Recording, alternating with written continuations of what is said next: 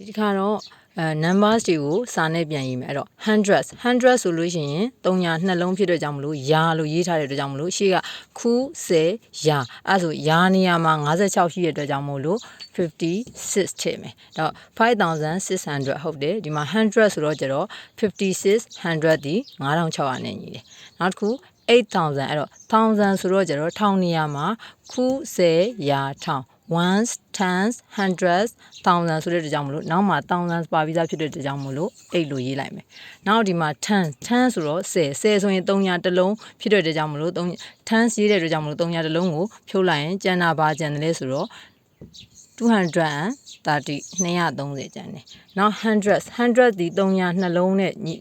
ဖြစ်တဲ့ကြောင့်မလို့300နှလုံးဖွင့်ရင်ရှေ့မှာ78ကျန်တဲ့ကြောင့်မလို့7800ဒီ9800နဲ့ညီတယ်နောက် tens ဒီ10ဖြစ်တဲ့ကြောင့်မလို့300တလုံးဖြုတ်မယ်ရှေ့မှာ900 707 tens ပေါ့